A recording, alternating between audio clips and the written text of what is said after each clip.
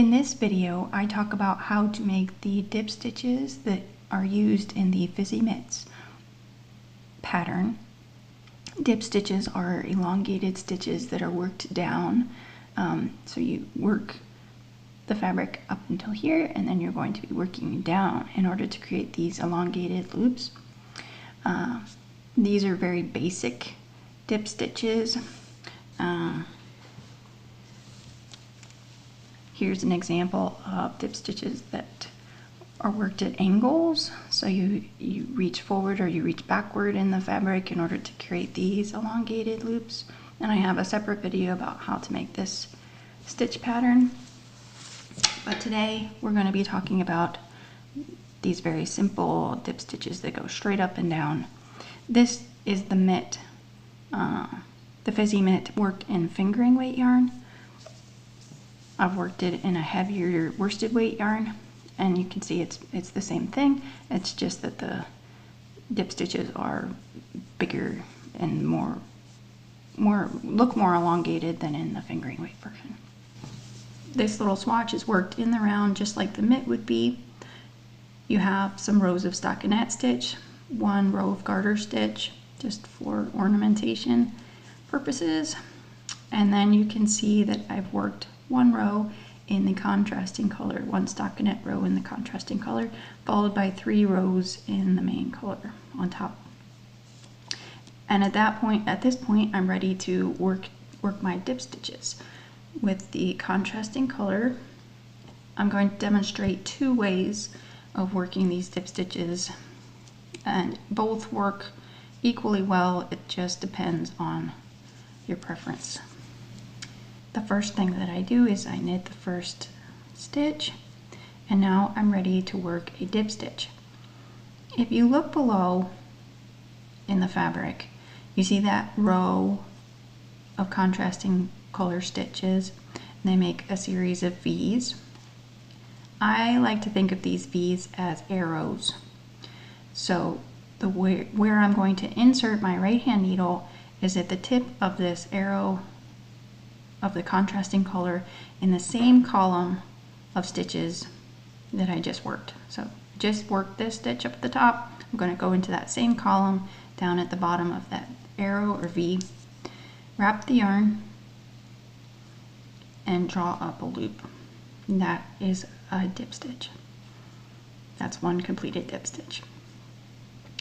Next, at the next stitch, find that V in the same column, insert my right hand needle below, it's very important, below this strand, into that hole, wrap the yarn, pull up a loop. A couple of things to note: you need to keep your tension with the contrasting color fairly loose, because if you're pulling too tightly, you're going to scrunch up the rows that are inside these dip stitches and warp your fabric. So we don't want to do that. So we want to keep these fairly loose, as loose as we can. And it's very hard to train yourself not to be tugging on your yarn to keep tension, but just try to keep it pretty loose. Another thing to note as you're making these dip stitches is that you want to try to be consistent about where you're inserting the right hand needle in the fabric. So I keep emphasizing that I'm treating these contrasting color stitches in the row below as arrows, and I want to go into the tip of the arrow. But what if, for example, by mistake you go into the center of that contrasting color stitch instead? You're still going to be making a dip stitch, but if you can see, it doesn't descend as far as the other stitches in the row. It'll be shorter, and it will look like your dip stitches are kind of zigzagging up and down. So you want to try to go to the same depth each time that you're making these dip stitches for the Fizzy Mitts.